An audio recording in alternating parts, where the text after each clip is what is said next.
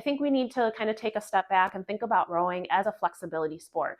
Of course, we're not gymnasts, but we do get into the extremes of our range of motion for a lot of our joint throughout the rowing stroke. So if we start from the bottom and work our way up, we need to be doing something for ankle mobility as part of our warm-up.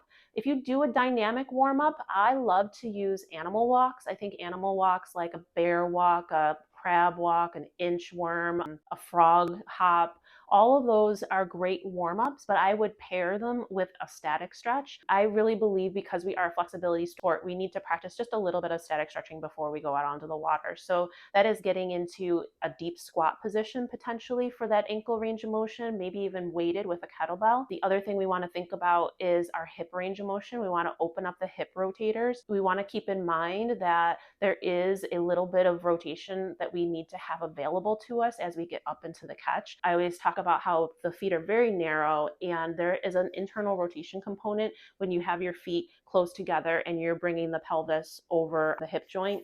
And that little bit of internal rotation is needed. It needs to be open, especially if you're going to get into that tight position as a sculler. The rotation needs to be open if you're rowing sweep, especially because the one hip is going to be a little bit more internally rotated and you're going to be coming over it. The other one can be a little bit extra rotated or hanging out away from that rigger.